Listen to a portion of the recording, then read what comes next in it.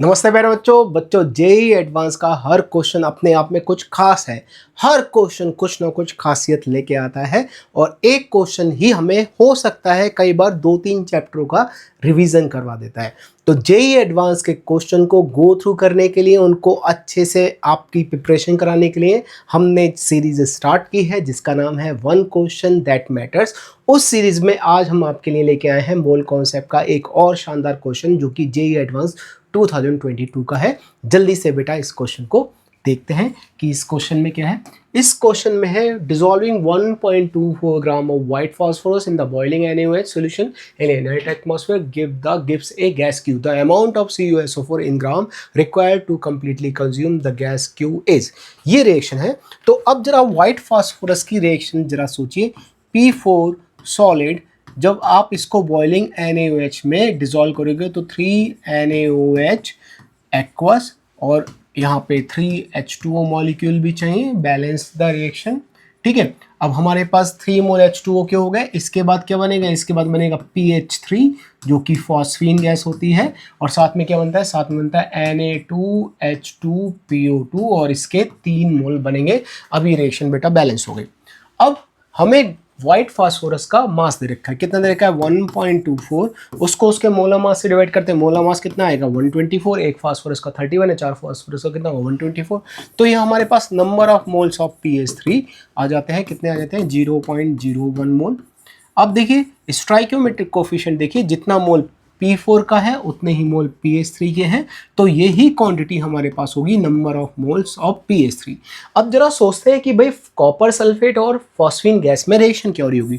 CuSO4 और इसकी reaction जब हम कराएंगे PH3 से तो हमारे पास प्रेसिपिटेट बनता है Cu3P2 और साथ में H2SO4 भी बनेगा। बैलेंसिंग करने के लिए इसको 3 से मल्टीप्लाई करिए, बैलेंसिंग करने के लिए इसको 2 से मल्टीप्लाई करिए और इसको 3 से हमें मल्टीप्लाई करना पड़ेगा। तो अब आप देखिए यहाँ पे हमें क्या मिला? हमें मिला 2 मोल।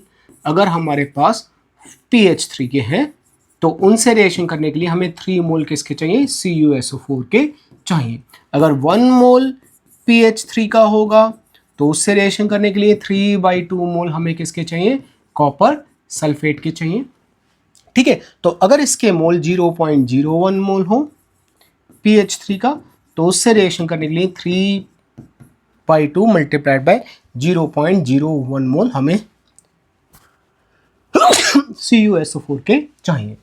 ठीक है, तो ये हमें पता चल गया भाई। क्या पता चल गया? हमें पता चल गया कि हमें इसमें number of moles of CuSO4 कितने चाहिए? ये हमें चाहिए 1.5 इंटू 0.01। अब CuSO4 का मोलर मास निकालते हैं। कॉपर का मोलर मास कितना है? कॉपर का मोलर मास है हमारे पास 63।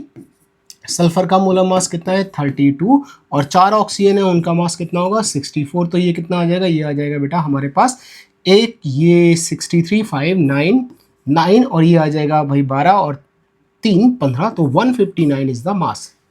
तो हमें निकालना है मास ऑफ CuSO4। उसके लिए हम क्या करेंगे? नंबर ऑफ मोल्स को मल्टीप्लाई करेंगे उसके मोलर मास से जो कितना है? 159। तो बेसिकली हमें क्या करना पड़ेगा? 159 मल्टीप्लाइड बाय 15। ये सॉल्व कर लेते हैं तो ये हो जाएगा 45, फिर ये हो जाएगा 25 और 4 29। अब कैरी फॉरवर्ड हो गया 2 और ये हो गया बेटा 7 और ये आ गया 9, ये आ गया 5 और ये आ गया 1। ये हो जाएगा 5 और ये हमारे पास हो जाएगा बेटा 8 और ये हमारे पास हो जाएगा टोटल 8 + 13 और ये हो जाएगा ये। तो और देखिए डेसिमल प्लेस में हमें 3 जो डेसिमल प्लेस तक इसको करेक्ट करना पड़ेगा। तो हमारे पास CuSO4 का जो मास आ गया वो कितना आ गया बेटा? वो आ गया 2.385 ग्राम।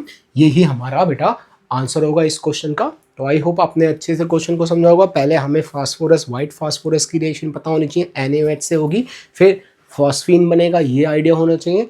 उसके स्टोइकियोमेट्रिक कोफिशिएंट का आइडिया होना चाहिए। बाद में हमें ये सोचना पड़ेगा फास्फोरस की जब रिएक्शन कॉपर सल्फेट से बनती है तो कौन सा प्रेसिपिटेट बनता है।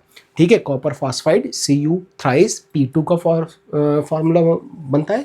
ठीक है, तो वहाँ से मैंने स्टोइकियोमेट्रिक कोफिशिएंट के according how many moles of CuSO4 required है उसको मैंने कैलकुलेट किया और फाइनली जब मेरे पास CuSO4 के मोल्स आ गए तो उससे मैंने मोलर मास कैलकुलेट कर लिया।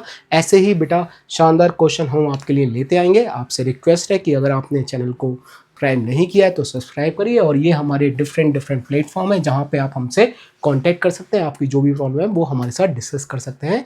तो अब मिलते हैं बेटा किसी और क्लास में। For this time thank you and goodbye प्यारे बच्चों।